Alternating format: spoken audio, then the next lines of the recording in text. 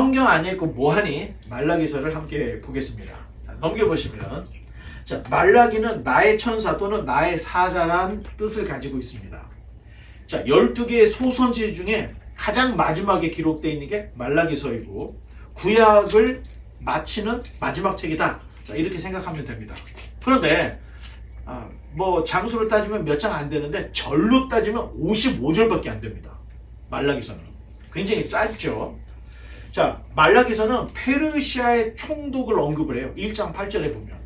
그러면 분명히 유대 땅을 다스리는 페르시아의 총독이 있었다는 얘기죠.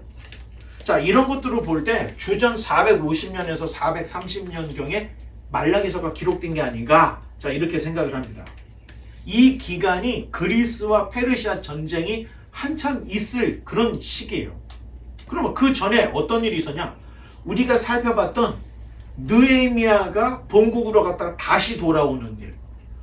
자, 그 어간쯤에 기록된 게 아닌가 생각을 하는데 제사장들의 방종, 11조를 소홀히 내는 거, 레위인들의 경제적인 곤란, 그리고 이방인과의 혼혈, 자, 이런 것들을 말라기서가 똑같이 책망을 하고 있는 거예요. 자, 지금 했던 이야기들은 느헤미야 이야기를 할 때 느헤미야가 본국으로 갔다 다시 돌아와서 책망을 하고 했던 일이죠. 그 이야기가 말라기서에도 똑같이 기록이 되어 있는 거예요. 자, 그러니까 말라기서가 기록된 450에서 430년은 느헤미야가 두 번째로 예루살렘에 올라와서 총독으로 재임명을 해서 흐트러졌던 것을 바로잡는 그 기간 중에 말라기가 사역을 돕고 이 기록을 쓴 게 아닌가. 자, 이렇게 우리가 이제 생각을 합니다. 자, 넘겨보면 자, 유대인들은 학개와 스가랴 선지자의 예언에 그 반응을 해서 결국에는 516년에 성전을 재건을 합니다. 그런데 여전히 바사의 정치적인 지배 아래에 있었기 때문에 사실 완전한 자유는 아니었던 거예요. 그리고 생활이 그 전처럼 편안하진 않았습니다. 자, 그 전에 어떻게 됐어요? 다윗 왕조라고 하는 왕이 있었잖아. 그런데 지금은 페르시아의 한 지역밖에 안 되는 거예요. 그러니까 불편함이 뭐 한두 가지가 아니었을 겁니다. 더군다나 기록에 의하면 말라기 3장 11절에 보니까 황충의 피해로 농사를 완전히 망쳤다는 이야기가 기록이 되어 있어요. 자, 그러다 보니 정부도 없어, 농사도 안 돼. 자, 그러면 어떻게 될까요? 사람들이 화가 납니다. 대부분의 사람들이 하나님에 대해서 무관심하고 오히려 하나님께 분개를 했던 사람들이 있다는 거예요. 자, 막 잘 되면 주님 감사합니다 이러는데 안 돼. 주님이 안 도와줘서 이렇게 됐다고. 주님 다시라고. 이건 뭐 우리 지금 살아가는 모습하고 너무 비슷하죠. 제사장이나 백성 모두가 제사, 예배죠. 11조, 재물에 관한 모세의 규례들을 다 범하고 있었던 거예요. 하나님의 언약 성취에 대한 소망이 너무너무 희미해져 가고 있었던. 자, 그 증거는 이방인들과 결혼을 해요. 아니, 그리고 자기가 결혼했던 이 아내를 버려요. 이혼을 해버려요. 그리고 젊은 이방인 여자들을 자기 부인으로 삼아버리는 거예요. 자, 이러한 모습은 일반적인 도덕적인 타락을 이야기하는데, 자, 윤리와 도덕이 무너지는 것은 첫째, 신앙 양심을 저버린 현상이라는 거예요. 두 번째, 신앙의 양심을 저버렸기 때문에 이미 관계적으로 하나님과 그 백성의 관계는 깨져버린 겁니다. 결국 하나님과 백성의 관계가, 자, 그림이 어떠십니까? 이 그림이 어떤 그림이에요? 이혼? 갈라섰죠. 자, 말라기를 대표하는 그림이라고 생각해요. 하나님과 이 결혼 관계가 파국으로 치닫고 있고, 아내는 하나님을 남편으로 생각 안 하려고 하는 거고, 하나님은 오라고 하는 거고. 자, 이런 그 총체적인 난국이 바로 말라기서의 배경이다. 자, 넘겨보면 말라기서는 총 4장으로 기록이 되어 있고요. 또 한 번 넘겨보면, 자, 주제를 한번 다 같이 읽어보겠습니다. 시작. 죄인들에 대한 호소. 자, 1장 1절로 5절까지는 하나님의 사랑, 그 다음에 에돔의 멸망에 대한 이야기를 해요. 그 그리고 1장 6절부터 3장 15절까지는 이스라엘에 대한 하나님의 진노. 그리고 3장 6절로 4장 6절까지는 의인과 악인의 미래에 대한 이야기를 우리에게 들려주고 있습니다. 자, 넘겨보면, 자, 말라기 선지자의 사역은 말라기 선지자가 회의와 의문에 빠져있는 백성에게 하나님의 사랑과 언약을 다시 기억하게, 그리고 제발 하나님께 돌아오라. 모든 선지자들이 다 이 얘기를 하고 있는 거예요. 제발 하나님의 사랑, 하나님의 언약을 깨닫고 하나님께 돌아오라는 이 이야기를 모든 선지자도 외쳤고, 말라기 선지자도 구약 맨 마지막 책인 말라기서에서도 똑같이 얘기를 하고 있다는 거예요. 자, 말라기서는 하나님께서 아브라함을 불러서 하나님이 자기 백성으로 교육시킨 지가 1500년이 됐다는 거예요. 그런데 1500년 동안 하나님이 아브라함과 이삭과 야곱의 자손들을 내 백성으로 삼아서 선민 교육을 했지만 하나님과 백성과의 이 관계가 제대로 이루어지지 않았던 거예요. 자, 모세, 에스라, 느헤미야 같은 훌륭한 지도자가 있을 때는 그런대로 기대감을 가지고 신앙생활이 되는 듯 했어요. 그런데 지도자들이 세상을 떠나자 하나님의 백성들은 늘 원점으로 가 있는 거야. 언제 하나님이 나하고 무슨 관계가 있었습니까? 하고 고개를 휙 돌리는 그런 모습들. 자, 1500년 동안의 이스라엘 역사는 하나님이 끌어당겨갖고 어떻게든 뭔가 해보려고 하면 오는 듯 하다 갑자기 원점으로 돌아가고, 오는 듯 하다가 원점으로 돌아가는 그런 일들이 계속 반복이 됐다는 겁니다. 자, 종교의식이라는 것은 사실은 형식입니다. 형식. 그런데 유대인들은 그 형식마저도 귀찮게 여기고 있었던 거예요. 왜? 우리나라는 없지. 농사는 해충 때문에 아작이 나버렸지. 그러니까 하나님에 대한 기대가 없는 거예요. 그리고 내가 하나님의 선민이 내가 먹고 사는 거고 무슨 관계가 있냐? 자, 백성이 이런 식으로 나왔던 거예요. 그래서 모양은 있어. 성전도 있고 예루살렘도 있고 모양은 있는데 하나님에게 마음이 없어요. 자, 입술로는 하나님 찬양한다고 했는데 마음은 하나님이 없는 거예요. 여러분, 이건 찬양을 인도하거나 예배를 인도하는 사람한테 굉장히 중요한 겁니다. 사실 우리가 찬양의 어떤 질을 좀 높이려고 하다 보면 나도 모르는 사이에 하나님이 없어져. 그냥 노래를 위한 노래가 되어버릴 수 있다는 거예요. 자, 이런 것들은 연습으로 극복을 해야 되고, 여러분들이 늘 내 마음을 새롭게 하려고 해서 예배가 시작됐다면 쇼프로의 시작이 아니라는 거예요. 틀려도 상관없어요. 더 중요한 거는 그 가사의 내용이 내 신앙의 고백이냐 아니냐, 이게 중요하다는 겁니다. 자, 이런 때 하나님의 사제가 나타나서 이스라엘 백성들에게 경고하면서 말을 전하기를, 하나님께서 마치 길들이기 어려운 악독한 아내, 그 아내와 대화하는 듯한 내용이 말라기서에 기록이 되는 거예요. 자, 이 고약한 아내는 진짜 하나님과 갈라서기로 마음을 먹은 사람처럼 행동을 해요. 하나님 뭐라고 얘기하면은 맞습니다, 이게 아니고 언제 그랬냐고 하면서 더 이상 이 관계가 회복될 조짐이 안 보이는 거예요. 하나님이 한마디 하면 두 마디 세 마디 꼬박꼬박 논박을 하면서 어떻게든 하나님을 이겨먹으려고 하는 모습들. 자, 말라기는 직접적으로 하나님의 말씀을 선포하기보다는 변증적으로 논쟁적인 문체로서 우리에게 성경을 전해주고 있는데, 서론부가 있었습니다. 서론부가 있고 본론에 가서는 6개의 신탁이 기록이 되어 있습니다. 그리고 결론부로 말라기서가 끝나는데, 자, 넘겨보면, 자, 첫 번째 신탁은 하나님께서 말씀하시기를 내가 너희를 사랑하였노라 했더니 백성들이 어떻게 대화다치냐? 시작! 주께서 어떻게 우리를 사랑하셨나이까? 자, 하나님께서 기가 막히신 거예요. 야, 내가 너희를 사랑한다 했더니 어떻게 사랑했어? 이렇게 얘기를 하니까 하나님 뭐라고 얘기하냐면, 야, 에서가 장자이고 야곱이 차남이야. 그런데 차남인 야곱을 내가 선택했어. 너희는 장자가 아니었음에도 불구하고 내가 너희를 장자를 삼았다. 그런데도 내가 사랑하지 않는 거냐? 하나님 이렇게 물어요. 또 에서와 에돔은 황무케 되어 있어요.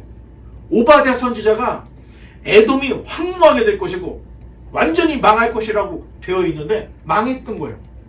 자, 망했잖아. 하나님 여기 성경에 지금 써 있어요. 에돔이 망했잖아. 하지만 너희는 살아남았잖아. 내가 너희를 사랑하는 거야. 자, 이런 이야기를 신탁의 이야기를 하는 거예요. 자, 두 번째 신탁 넘겨보면 하나님께서 백성들에게 말씀하시기를 아들은 아비를, 종은 주인을 공경하는 법인데 너희가 나를 공경하며 어디 있느냐? 라고 말을 했더니 백성들이 시작! 우리가 어떻게 주를 멸시한다니까! 자, 한 번 더 버튼을 눌러보면 또 하나님께서 말씀하시기를 너희가 더러운 떡을 내게 드리지 않았느냐? 그랬더니 백성들이 시작! 우리가 언제 더러운 떡을 바쳤나이까? 자, 하나님께서는 레위와 맺은 언약대로 제사장들이 하나님을 경외하고 두려워하며 진리의 법을 백성들에게 가르치고 화평과 바른 삶을 살기를 원하셨던 거예요. 그런데 제사장들이 알면서도 땅에 떨어진 떡을 하나님 무슨 떡 뭘 이게 떨어진 게 더러워진 줄 알겠어 하면서 툭툭 털어가지고 제사상에 올려놓은 거예요. 자, 왕에게 딱 떨어졌는데 주워 털어가지고 드려봐. 바로 죽는 거지. 아니 그런데 하나님께 드리는 떡이 더러워졌는데 이걸 하나님은 모를 거야 하면서 그냥 형식적인 예배는 이런 모습이 있다는 거예요. 자, 이런 모습 내가 정말 하나님을 하나님답게 섬기지 않고 대충 섬기다. 아이 됐어, 하나님 모를 거야. 난 형식만 맞추면 돼. 이런 거 이게 다 타락한 모습이라는 거예요. 아니 그러다 보니까 짐승을 봐줘도 눈먼 녀석, 눈먼 짐승들은 상품 가치가 없는 거야. 그런데 보기에는 멀쩡하니까 아 괜찮아 그냥 제물로 드려. 하나님께 제물로 드리는 거야. 생식기 상한 놈 만져보지 않으면 뭐가 문제 있는지 모르는데 거기까지 안 만져보잖아. 제사장을 알지만 아이 드려. 다리 저러, 병들었어, 이런 것들을 하나님께 다 드리는 거예요. 처분하듯이. 여러분 예배 시간, 지금 오는 이 시간은 내 주일에 몇 시간을 허비하려고 온 게 아닙니다. 하나님을 인격적으로 만나기 위해서 여러분 다 세수하시고 제일 예쁜 옷 입고 오신 거죠? 자, 하나님이 눈에 보이지 않지만 우리 예배는 눈에 보이진 않지만 계시는 하나님을 예배드리는 거라는 거예요. 내 양심에 꺼리낌이 있으면 누군가와 싸운 게 있으면 미리 가서 아 미안하다 자리 정리해놓고 와서 하나님께 예배드려요. 예수님이 그러잖아요. 재물을 하나님께 드리려고 하다가 형제와 다툰 일이 있어. 그러면 뭐라고 써 있어요? 재물 갖고 가서 정리하고 오라는 게 아니고 재물 거기다 놓고 가서 관계 정리하고 가서 마저 드리라고 기록이 되어 있는 거예요. 그 정도로 하나님은 관계를 선명하게 하기를 원하시는, 화평케 하기를 원하시는 하나님이다. 그런데 그 일을 제사장이 했어야 되는데 제사장들이 오히려 백성들을 눈 감고 그냥 상품 가치가 떨어진 애들 다 갖다 버리고 하나님께 버리듯이 안 된다는 겁니다. 자, 세 번째 신탁. 하나님께서 백성들에게 말씀하시기를 너희가 말로 여호와를 괴로우시게 하였느니라 했더니 백성들이 시작 우리가 어떻게 주를 괴롭게 하였나이까. 자, 신앙에서 떠난 모습은 사실 자기 삶을 보면 알아요. 내 삶을. 아내와 자녀들과 관계가 다 깨져버렸어. 자, 이게 어떻게 생각하면 그냥 관계가 깨진 거죠. 하나님하고 예배드리는데 관계가 없어요 라고 생각하지만 그 관계가 하나님하고도 연관이 있다는 거예요. 가정에서 부부싸움을 하고 예배를 드릴 때 여러분 솔직히 부부싸움을 하고 예배 드리는 거는 쉬운 일이 아닙니다. 이거야말로 고통스러운 일이에요. 자녀들이 말을 안 듣고 집을 나가고 막 난리가 나 있는데 집에 매일 교회 와 있는 거야. 자기 자녀들은 마약하고 앉아있고 나쁜 애들하고 어울리고 막 못된 짓을 다 하고 있음에도 불구하고 자기는 교회에서 장로, 권사, 집사이기 때문에 와 있는 거야. 여러분 이건 진짜 과연 이 사람들이 성경을 알고 예배를 드리는 것인지 생각해 봐야 된다는 거예요. 아내와의 관계도 그렇고 자녀와의 관계도 그렇고 또 이웃과의 관계도 편안한 이 마음을 가지고 하나님께 와야 되지, 정리가 안 된 상태로 드리는 것은 형식에 불과하다는 겁니다. 내 종교적인 그 마음만 채우려고 하는, 어떻게 보면 이것도 하나의 욕심이라는 거예요. 자, 가정을 사랑하듯 내 가정은 내 몸하고 똑같은 거예요. 이웃도 내 몸하고 똑같은 거예요. 이런 것들이 잘 정리가 돼요. 자, 그래서 이혼은 절대 안 됩니다, 여러분. 만약 예수님 믿기 전에 이혼을 했다, 그때는 할 수 없는 거죠. 지금이라도 어떻게 잘 해보려고 생각을 하고 지금 주어진 삶에 최선을 다하면 돼요. 하지만 여러분, 우리가 그 교리를 배울 때 제일 중요하게 생각하는 게, 인간에게는 뭐가 있다고 그랬어요? 인간에게는 뭐가 있어요? 하나님의 형상을 닮은 자유의지가 있다고 그랬잖아. 그런데 자유의지를 사용을 했다면 사용에 대한 대가와 책임은 자기에게 있는 거예요. 누군가와 결혼을 했어. 이혼하려고 결혼한 게 아니죠. 평생 머리가 파뿌리가 되도록 살려고 작정을 하고 결혼한 거잖아. 그럼 그렇게 살아야지. 아니, 뭔가가 좀 잘 된다고 할 때 역시 나는 결혼을 잘해서 하고, 뭔가가 좀 안 좋을 때는 역시 난 결혼을 실수한 것 같아. 이게 다 자유의지에 대한 의무를 망각을 할 때는 이런 일들이 생겨진다는 겁니다. 그러니 결혼도 굉장히 신중하게 해야 되고, 결혼생활, 자녀들, 부모를 향한 이런 마음들은 내가 하나님과의 관계처럼 철저하고 깨끗해야 된다는 거예요. 자, 말라기 선지자가 남편이 아내를 때리는 거, 매맞는 아내들의 그 맞은 자리를 숨기려고 옷으로 가렸다는 거야. 이게 지금 제가 한 얘기 아니에요. 말라기서 다 읽어보면 그런 얘기가 나와요. 상대방에게 거짓말을 하고 윽박지르고 노예처럼 대하는 거, 여기 하나님이 다 보신다는 거예요. 하나님은 그런 악독한 말들을 다 기억하시고 그 말에 대해서 괴로워하신다는 거예요. 선지서를 읽지 않으면 하나님의 마음을 모르는 거예요. 우리가 생각할 때는 그냥 살다 보면 이럴 수도 있고 저럴 수도 있지라고 생각하지만 하나님이 다 기억한다는 거예요. 귀환한 유대인들이 어려서 취한 아내를 버리고 젊은 이방 여자를 취해서 다시 결혼해. 이거에 대해서 하나님이 너무 분개를 하셨다는 거예요. 자, 한국의 기독교가 30%가 된다 그랬죠? 그런데 아직도 가정 문제가 해결이 안 돼. 또한 공직자들의 60%가 기독교인인데 한국을 OECD 국가에서 최악의 부패 국가로 지금 이름이 빠지진 않아요. 아니, 예수님 믿는 사람이 이렇게 많은데 왜 부패가 없어지지 않고, 예수님 믿는 사람이 이렇게 많은데 왜 가정 문제가 해결이 되지 않을까? 다 형식인 거야. 교회에 가서 나는 장로, 권사, 집사입니다 하면서 넥타이 메고 와가지고, 이게 무슨 짓입니까? 내 가족 하나 제대로 건사 못하고 내 가족 하나 행복하게 못하는 사람이 어떻게 일을 해? 있을 수가 없다는 얘기죠. 성경을 보면 부끄러워서 하나님 앞에 설 수가 없는 게 당연한 건데 너무 뻐젓한 거야. 내 가족 문제는 알아서 될 문제고 나는 일단 사람들 앞에서 하나님 앞에 정직한 모습을 보여야 돼 하면서 절대 하나님께서 기뻐하시는 예배가 아니라는 거예요. 미국에서도 통계를 했더니 30대가 넘는 부부들은 30이 딱 넘서부터 거짓말을 하기 시작한다는 거예요. 서로에게. 이게 무슨 의미냐? 외도를 하기 시작했다는 거예요. 회사 사람들하고 동호회 사람들하고 외도를 하는 거예요. 심지어는 여러분, 이건 참 미안한 얘기지만 외부에서 볼 때 교회의 성가대가 이 불륜의 시작의 장소라고 이야기하는 사람들이 너무 많다는 거예요. 자, 산악 동호회도 불륜의 장소래요. 무슨 자전거 동호회도 다 불륜의 장소래. 다 얘기해. 근데 심지어는 교회 성가대도 그렇다는 거예요. 그런데 진짜 알아보면은, 여러분들이 좀 귀를 열고 보면은 성가대에서 눈을 맞아가지고 깨지는 가정들이 너무 많다는 겁니다. 심지어는 집사와 목사가 바람이 나갖고 떠나, 교회를. 이런 일들이 너무 많아. 도대체 그 교회는 하나님이 있는 건가 없는 건가? 목사는 이 하나님을 알고 있는 건가 모르는 건가? 자, 선지서를 다룰 때는 좀 원색적으로 이 얘기를 해야 됩니다. 이런 것들을 전혀 다루지 않는다는 것은 성경을 눈으로만 읽는 겁니다. 성경을 제대로 읽어보면 가슴이 뜨거워지는 거예요.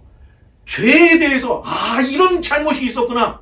나는 다시는 안 해야 되겠지. 이런 결심이 있어야지. 성경 말라기서까지 해서 나 이제 구약을 다 읽었네. 이런 의미는 하나님 앞에서 아무런 의미가 없다는 거예요. 깨달았으면 삶이 변해야지. 자, 이런 것을 하나님께서 보시고 괴로워하셨다는 거예요. 하나님이 괴로워했다는 거예요. 이런 죄악들로 인해서 심판의 근거가 된다는 거예요. 심판의 근거. 그럼에도 백성들은 우리가 어떻게 주를 괴롭하나이까 하면서 뻔뻔스럽게 받아치는 거야. 되받아치는 거야. 자, 그 다음 네 번째는 하나님의 신탁이 1절부터 6절까지 나오는데 우리 한번 좀 많지만 눈을 동그랗게 뜨고 잠들 깨게 한번 읽어보겠습니다. 시작. 만군의 여호와가 이르노라. 보라, 내가 내 사자를 보내리니 그가 내 앞에서 길을 준비할 것이요 또 너희가 구하는 바 주가 갑자기 그의 성전에 임하시리니 또 너희가 사모하는 바 언약의 사자가 임하실 것이라. 그가 임하시는 날을 누가 능히 당하며 그가 나타나는 때에 누가 능히 서리요. 그는 금을 연단하는 자의 불과 표백하는 자의 잿물과 같을 것이라. 그가 은을 연단하여 깨끗하게 하는 자 같이 앉아서 레위 자손을 깨끗하게 하되 금, 은같이 그들을 연단하리니 그들이 공의로운 제물을 나 여호와께 바칠 것이라. 그때 유다와 예루살렘의 봉헌물이 옛날과 고대와 같이 나 여호와께 기쁨이 되려니와 내가 심판하러 너희에게 임할 것이라. 점치는 자에게와 간음하는 자에게와 거짓 맹세하는 자에게와 품꾼의 삭세에 대하여 억울하게 하며 과부와 고아를 압제하며 나그네를 억울하게 하며 나를 경외하지 아니하는 자들에게 속히 증언하리라. 만군의 여호와가 말하였느니라. 나 여호와는 변하지 아니하나니 그러므로 야곱의 자손들아 너희가 소멸되지 아니하느니라. 자, 버튼 하나 더 눌러볼까요? 하나님이 심판으로 오신다는 거예요. 어쩌면 이 신탁은 구약을 마무리하는 가장 중요한 핵심이 되는 열쇠가 이 안에 있다는 거예요.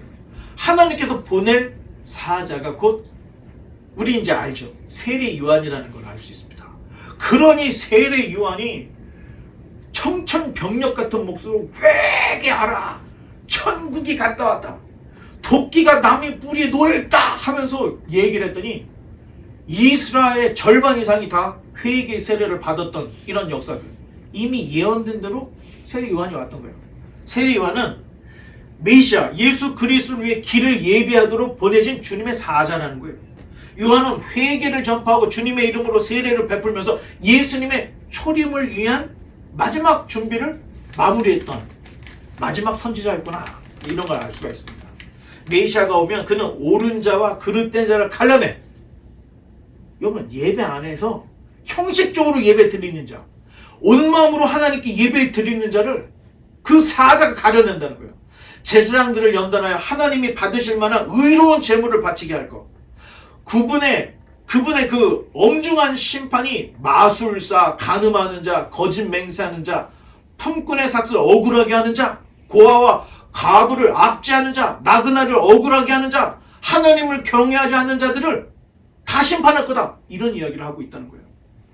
자, 그러나 하나님은 야곱의 자손들을 끝까지 사랑하셔서 소멸되지 않게 하실 것이라는 이 희망의 메시지를 우리에게 전해주고 있습니다. 자, 다섯 번째 넘겨보겠습니다. 하나님께서 백성들에게 너희는 내게로 돌아오라 라고 했더니 백성들이 시작 우리가 어떻게 하여 돌아가리까? 이거 따져보는 거예요. 자, 그림 한번 더 눌러볼까요? 하나님께서 또 말씀하시기를 너희가 나의 것을 도적질하였느니라 했더니 백성들이 말하기를 시작 우리가 어떻게 주의 것을 도적질하였나이까? 자, 이스라엘 백성은 조상 때부터 하나님의 법을 잘 지키지 않았던 거예요. 왜냐? 성전 청소를 하다가 성전 안에서 이 성경을 발견하는 일이 있었잖아요. 요시아 때. 그러면 성경이 어떻게 돼 있다는 거예요? 어딘가 틈바구니에 숨겨져서 읽지도 않고 보지도 않았다는 거예요. 아니, 읽지도 않고 보지도 않는데 어떻게 율법을 지키겠습니까? 이런 날들이 한둘이 아니었다는 거예요. 자, 우리가 그렇게 잘 아는 다윗이 자기의 장막으로 성막을 옮겨갈 때, 법궤를 옮겨갈 때 어떻게 했어요? 수레에다가 소에 얹어가지고 가다가 넘어졌죠? 그래서 소가 엥 하고 뛰어가지고, 그렇죠, 법궤가 넘어질 때 우사가 그걸 잡았죠? 넘어질 것 같으니까. 그래서 직사했죠? 그게 다윗이 두려운 거야. 화가 난 거야. 아니, 어떻게 여호와의 법궤를 성전으로 갖고 와요? 이렇게 무서운데. 이런 얘기 있죠? 나중에 알고 봤더니 제사장들이 메고 와야 되는데, 일반 이방인들이 하는 것처럼 수레 위에다가 법궤를 올려놨으니 그게 되겠습니까? 아니, 다윗도 그걸 몰랐던 거예요. 성경을 자세히 읽어봐. 율법을 아는 사람들이 없었다는 거예요. 그러니 무엇인가 하나님을 잘 믿었다 할 때는 자기 생각으로 잘 믿은 거예요. 내가 고양이 폐쇄 또는 고양이 강아지에게 이렇게 해주면 잘하겠지 했는데 고양이는 싫은 거하고 똑같은 일이 벌어진 거예요. 이렇게 하면 하나님이 좋아하겠지 했지만 하나님은 황소를 드림보다 여호와의 말씀에 청종하는 걸 원하신다. 사무엘이 사울에게 그런 얘기까지 하잖아요. 법을 모르니까 계속해서 이상한 일들이 벌어지고 있는 거예요. 결국에는 성전이 파괴되고 포로 생활을 하게 되는 거예요. 회개와 열심은 잠깐뿐이었다. 무엇인가 성전이 파괴되니까 회개를 하는 것 같아. 포로로 끌려가니까 뭐가 되는 것 같아. 돌아와서 성전 지을 때 잘 안 되니까 스룹바벨 대제사장 여호수아가 시원찮아. 하나님의 성전 지을 때가 안 됐나 보다. 백성들이 계속 이런 얘기를 하는 거예요. 모르니까. 그러니까 제발 좀 알으라고 선지자를 보내서 지금이 그때야. 정신들 차려. 가정을 살리란 말이야 하면서 선지자들이 외쳐줬던 거예요. 자, 말라기 선지자는 경제적인 사정이 어렵다는 이유로 백성이 11조 헌물 바치지 않는 거, 이게 잘못됐다는 거예요. 하나님께 드리지 않는 것은 하나님의 것을 도둑질한 거라는 거예요. 자, 10의 1조의 개념이 뭐예요? 10개 다 주지 그 중에 하나를 뺏어가네. 이 분위기가 아니라는 거예요. 하나님이 주신 것 중에 9개는 내 거, 그 중에 하나는 하나님 거. 이렇게 개념을 가져야지. 그 하나 때문에 9이 유지가 된다고 생각을 해야 되는데 내 거 중에 하나를 꼭 갖고 가야지. 이런 거는 11조가 아니라는 거예요.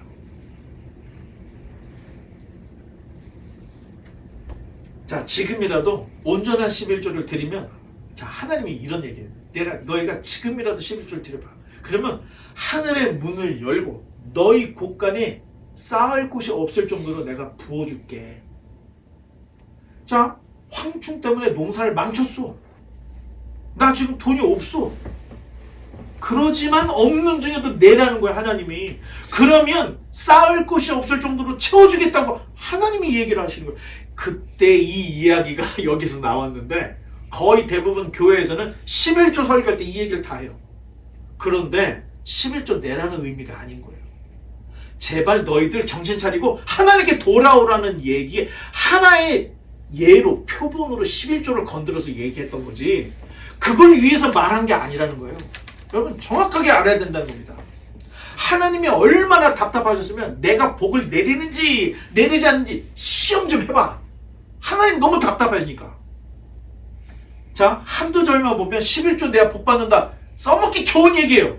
하지만 말라기서 전체는 제정신 차리고 내게 돌아오라, 이 얘기를 하고 있다는 것을 알아야 된다는 겁니다. 자, 다음 6번째. 자, 하나님께서 백성들에게 또 이렇게 얘기해요. 너희가 완악한 말로 나를 대적하였느니라 했더니 백성들이 또 이야기하기를, 시작. 우리가 무슨 말로 주를 대적하였나이까. 자, 이스라엘 백성 가운데 하나님을 섬기고 그의 명령에 순종하는 것이 유익이 없다 하는 말을 하는 사람들이 있었다는 거예요. 신성 모독이죠. 하나님을 섬기고 하나님께 예물 드리는 게 우리한테 유익이 하나도 안 돼. 이봐, 황충만 내리고, 이봐, 나라가 독립도 못하고 있잖아. 이런 사람들이 있었다는 거예요. 당연히 그런 사람들이 있습니다. 사회 안에도 엄청나게 많습니다. 야, 일주일 동안 일했으면 됐지. 주일날 교회 가서 거기 앉아가지고 헌금 내면서 혼나고, 혼나면서 헌금 내야 되겠냐? 이렇게 이성적인 사람 많이 있어요. 우리 주변에도 그런 사람들 많이 있죠. 그러나 그들은 여호와를 경외하는 자, 선한 행위를 하는 자들을 기록하는 기록책이 있다는 걸 모른다는 겁니다. 말라기가 이런 얘기를 해요. 하나님을 잘 섬기는 자의 명단을 기록하는 책이 있고 여호와를 경외해서 선한 행위를 하는 그 사람들의 이름을 기록하는 기념책이 있는데 너희들 그런 거 몰랐냐? 이런 얘기를 해요. 이거 말 조심해야 된다는 거예요. 하나님은 여호와의 날에 선한 자와 악한 자를 분명히 나누게 돼 있어요. 그리고 상을 주시고 벌을 줄 거다. 그래서 공의로운 하나님이라는 거예요. 선한 일을 한 자에게는 선한 것을, 악한 일을 한 자에게는 심판을. 여러분, 이게 없다면 우리의 인생은 도덕과 윤리를 최상으로 놓을 이유가 없는 거예요. 왜? 상벌이 없으면 내 멋대로 살면 되지. 하지만 모든 종교에서는 이 심판에 대해서 이야기를 한다는 거예요. 특히 우리 기독교에서는 선한 삶, 이러한 삶이 우리의 내세의 삶으로 연결된다는 것을 굉장히 많이 두드러지게 가르치고 있다는 거예요. 물론 힌두교처럼 영적인 세상이 11단계가 있느니 뭐 이상한, 솔직히 우리가 공감할 수 없는 희한한 이야기들을 많이 해요. 그런데 성경에서는 내세에 대한 이야기들을 많이 하지 않는다는 거예요. 그리고 굉장히 절제해요. 심지어는 예수님까지도. 왜 그러냐? 혼란에 빠지니까. 다만 성경에서 이야기하는 것은 지금 너희가 하나님의 백성으로 살아가고 선하게 사는 이 삶이 내세로 그대로 연결될 것을 우리에게 얘기해주고 있다는 거예요. 자, 교만한 자와 악을 행하는 자는 지푸라기처럼 결국에는 탈 것이다. 선한 자는 의로운 해에서 그 해에서 바라는 치료하는 강선을 받아서 회복될 것이다. 자, 이런 이야기를 말라기가 하고 있습니다. 자, 그 다음 넘겨보면, 자, 잘못을 누구나 저지를 수 있죠. 그런데 잘못을 깨달을 수 있는 사람이면 회개의 여지가 있는 거예요. 아, 내가 지금 잘하고 있다. 내가 지금 못하고 있다.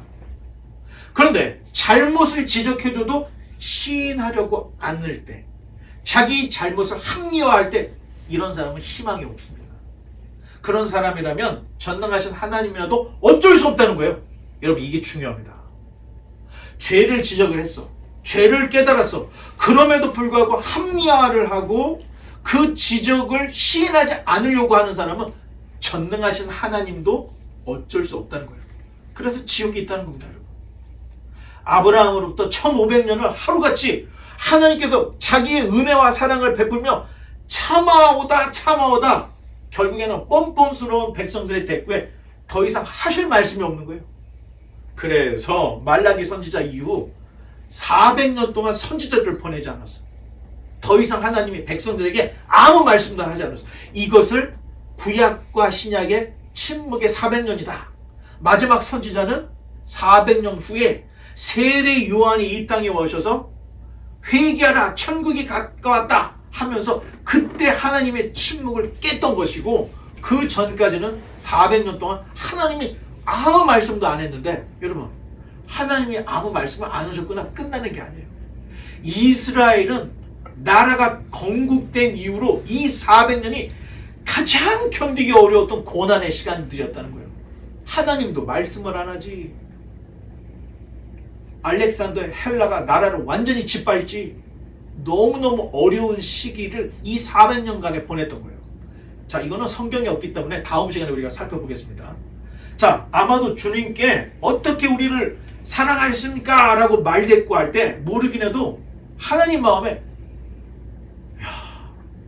이 배은망덕한 놈들, 이 정도가 아니었다는 거예요.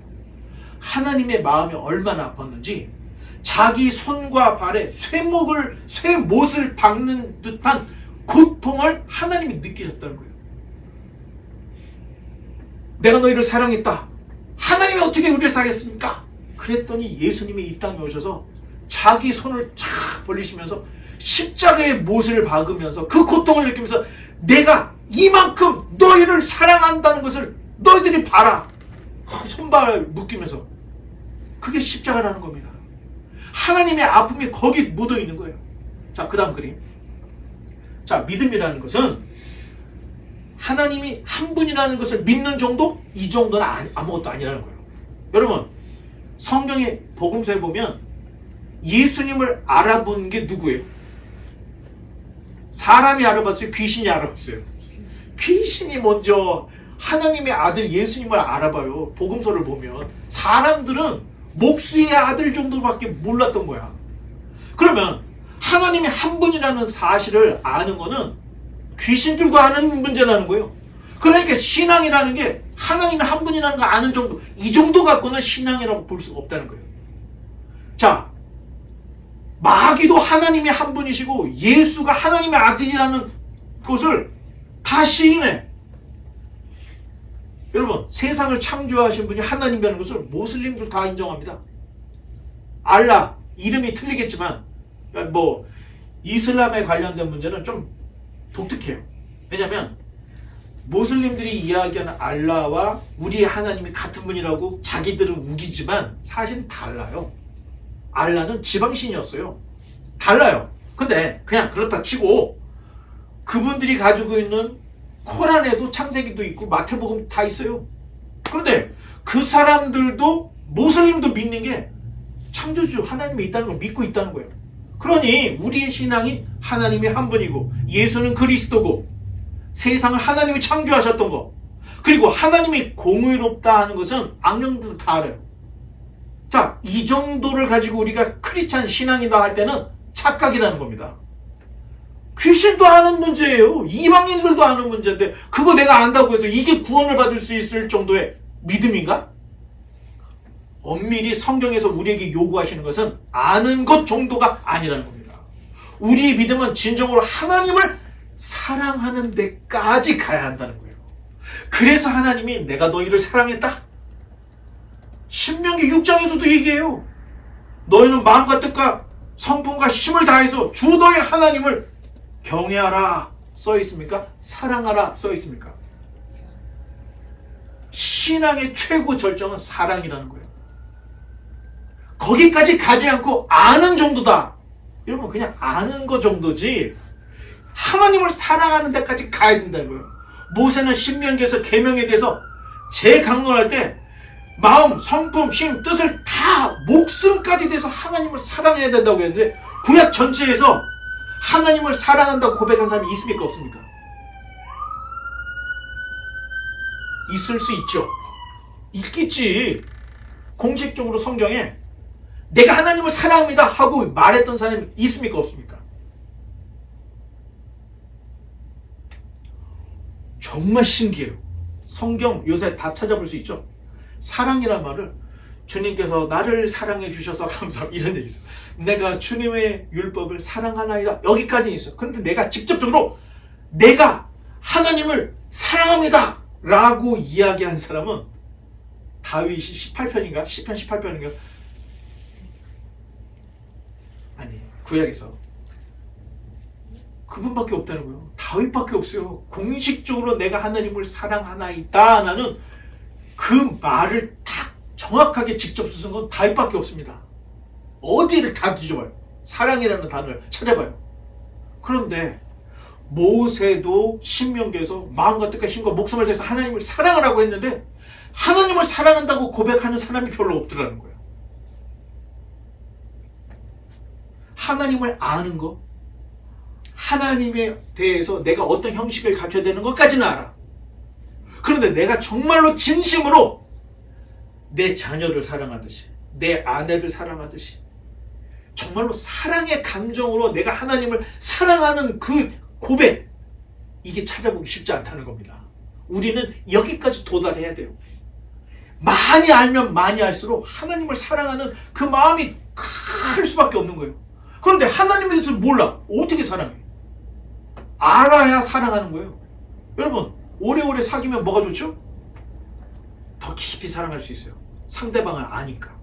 어제 만난 사람은 어떻게 사랑해요? 그 사람이 누군지를 알고. 똑같아요. 그래서 구약과 신약에 기록된 건 하나님을 풍부하게 알아야 하나님을 사랑합니다라는 고백이 나올 수 있다는 겁니다. 자, 주님께서 우리를 어떻게 사랑하셨나이까? 예, 하나님께서 다 말씀하셨죠.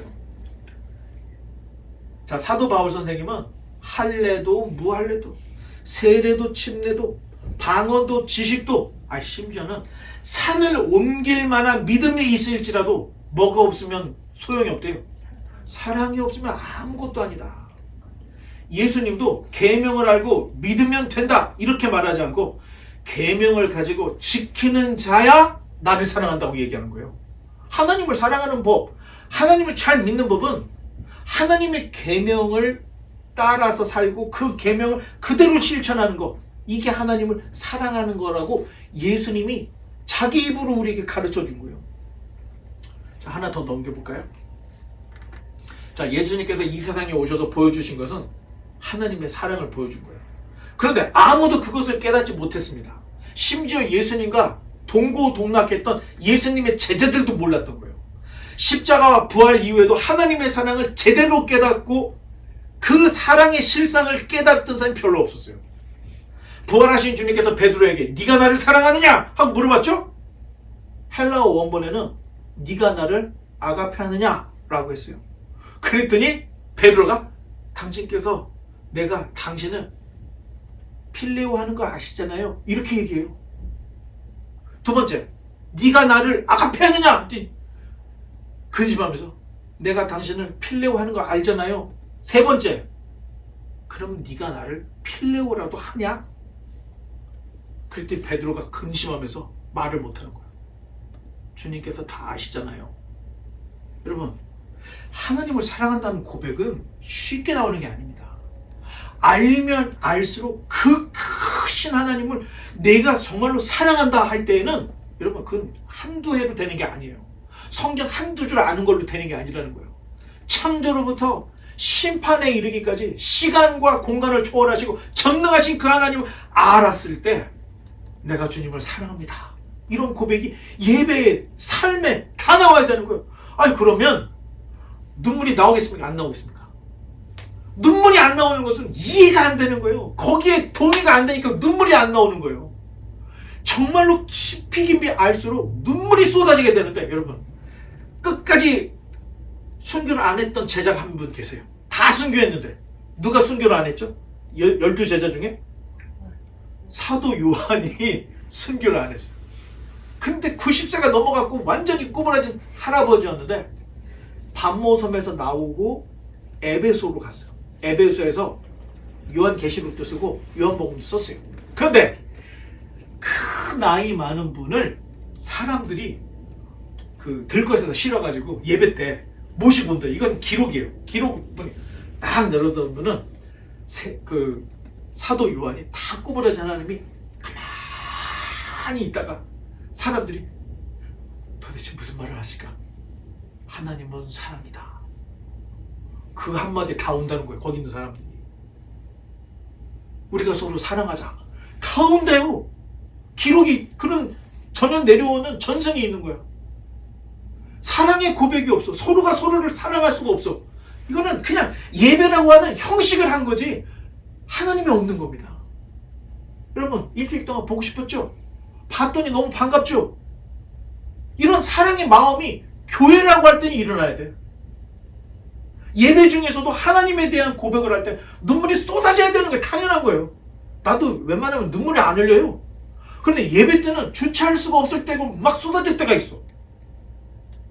그건 뭐 남자니 여자니 관계가 없는 거예요. 하나님 앞에서 눈물 흘리는 건 당연하다는 겁니다. 바라기는 우리의 신앙의 고백이 여기까지 가야 된다는 거예요. 자, 이제 한 번만 더 눌러보면 그렇죠. 자, 말라기서가 우리에게 전해주려고 하는 영적인 교훈이 있습니다. 율법을 어긴 제사, 무성의한 희생제물은 하나님께서 절대 기뻐하지 않는다. 마음이 없는 제사는 의식에 불과하다. 하나님께서는 이혼과 이방인과의 결혼을 원치 않으시다. 이런 것들을 얘기해주고 기독교인이라면 기독교인으로서의 언행, 바른 생활을 살아야 된다는 거예요. 여러분 화가 날 때가 있죠. 화가 날 때가 있잖아. 그래도 선을 넘지 말아야 될 게 있다는 거예요. 이방인들은 뭘 꺼내요? 총을 꺼내버려. 그냥 망치를 꺼내고 뭐 사람을 죽여 뭐. 여러분 하나님을 믿는 사람이 화가 날 사람의 감정이 정상이라면 희노애락이 다 있게 돼 있어요. 뭐 화낸다고 해서 기독교 아니다. 이건 바보 같은 소리예요. 사람 심리에 분도 자연스러운 거예요. 하지만 선을 넘지 말아야 된다는 거예요. 선을. 자, 그것까지 항상 성경을 가까이 하고 자기 생활에 적용. 그 다음에 여러분, 사실 목사로서 양심 때문에 헌금이나 11조 얘기하기 싫어요, 솔직히. 근데 내 양심과 이런 것 때문에 말을 하지 않는다는 것도 하나님 앞에서는 내가 교만한 거죠. 성경에서는 11조 즐겨내라고 써 있습니다. 여러분들이 즐겨내는 자를 하나님이 사랑한대요. 온전한 11조 바치라고 성경에 기록되어 있어요. 그냥 그대로 여러분들에게 말하면 여러분의 신앙의 고백을 담아서 헌금하라는 거예요. 내가 다니는 교회 헌금하라는 거예요. 그러면 그 헌금은 목회자 배불리워지는데 사용되는 게 아니고 하나님 나라의 확장을 위해서 써야 된다는 거예요. 그래서 이 헌금이 제대로 쓰여졌는지 안 쓰여졌는지 감사도 해야 돼요. 그리고 이거 정말로 공정한지도 다 봐줘야 된다는 거예요. 여기까지 가야 된다는 거예요. 여기까지가 의무라는 거예요. 마지막으로 내가 하나님의 사람이다 할 때는 자기 나이만큼은 성경을 읽고 알아야 됩니다. 이거는 여러분들이 한번 깊이 생각해 보세요. 자, 말라기의 결론은 마지막으로 모세의 율법을 기억하라고 권면을 하면서 여호와의 크고 두려운 날이 이르기 전에 선지자 엘리야가 올 거다고 하는 예언으로 딱 마치고 있어요. 자, 이제 말씀의 결론을 맺겠습니다. 자, 귀환 후기에 나타난 문제들, 태만, 게으름, 편의주의, 불순종. 자, 이런 문제들은 미래에 대한 소망이 결여됐을 때 나타나는 현상이에요. 이러한 죄악이 불신앙을 가져왔고 생활의 염증으로 드러나게 되는데 예배가 흐트러지고 가족이 해체되고 생활에 충실하게 못되는 일들, 미래에 대한 소망이 다 없기 때문에 그렇게 된다는 겁니다. 성경을 통해 하나님이 무엇을 원하시고 어떻게 그 백성을 다루셨는가 이걸 정확하게 안다면 미래에 대한 소망을 가지고 삶의 모든 부분이 내 생각이 맞도록 가는 것이 아니라 하나님 마음과 합해질 수 있도록 최선을 다해야 된다는 거예요.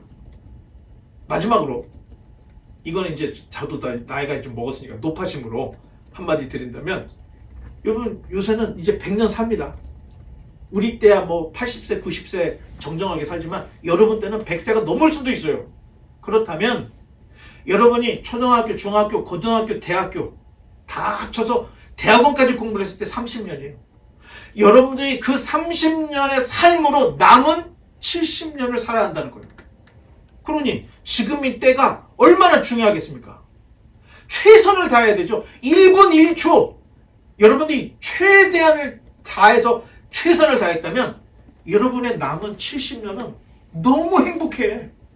그런데 이때에 여러분이 하고 싶은 거 다 해. 먹을 거 다 먹어. 놀고 싶은 거 다 놀아. 결국 70년은 최악의 70년이 된다는 거예요. 이건 성경을 떠나서도 인간적인 교훈으로도 알 수 있는 일인 거예요. 지금은 미래를 위해서 성경 공부도 하고 미래를 위해서 자기 연말을 해야 될 때라는 거예요. 최선을 다해서 여러분의 인생, 여러분의 삶이 최고의 하나님의 영광을 드러내고 여러분에게 주어진 그 최선의 삶이 정말로 후회 없는 삶을 살 수 있는 이러한 하나님의 백성들이 다 되시기를 주님의 이름으로 축원합니다. 기도하겠습니다.